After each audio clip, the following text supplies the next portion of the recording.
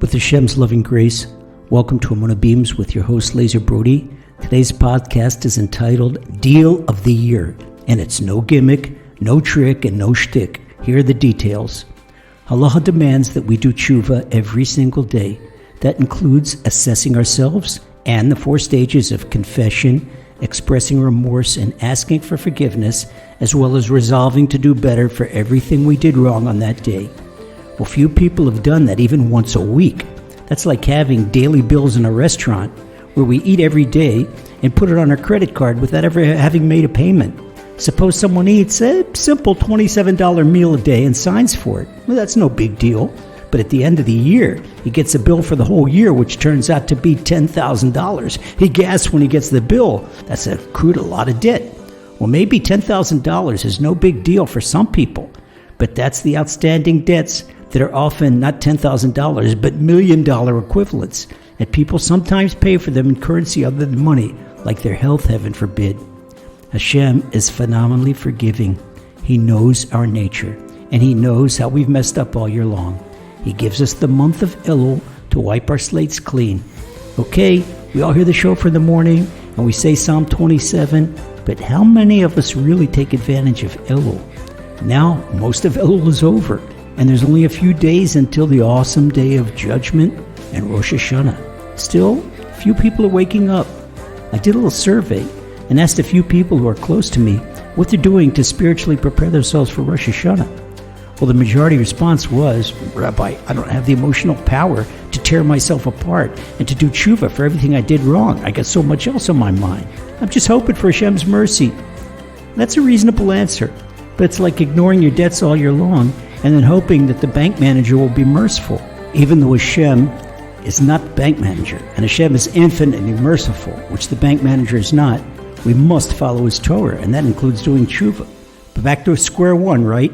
You don't have the power to do tshuva.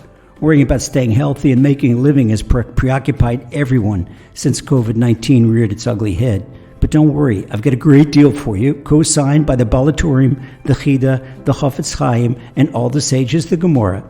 And I challenge anybody to try and beat this deal. Not only that, but I guarantee that it's the best deal around. Here it goes. Our sages teach that if you grab too much, you grab nothing. That means that people that try to rectify the foul-ups that they made in all the 613 commandments of Torah end up correcting nothing. By the time Sukkot is over, nobody is left with much of their New Year's resolutions. Our sages add something else.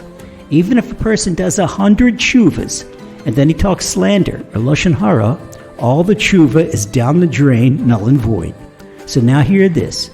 Since a measure of good in Judaism is 500 times stronger than a measure of evil, every time a person refrains from speaking lashon hara, it's like doing 50,000 days of tshuva. Not only that, the Holy Chida, Rabbi Chaim Yosef David Azulai of saintly and blessed memory, said that the only mitzvah with the power of ending exile is tshuva for lashon hara, because lashon hara is the reason we lost the land of Israel, our holy temple, and were sent in exile in the first place.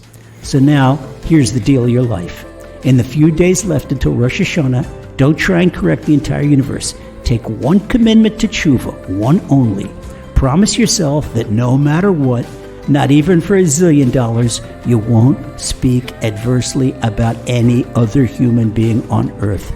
Beg Hashem to help you and to help you guard your tongue, and do the very best you can. This one mitzvah will not only uplift your soul, and it'll correct you, but it'll be a guardian angel for your whole family, and so strong that it could tip the scales of our entire nation. Don't miss this deal. Please don't miss this deal. And I'll be honest with you.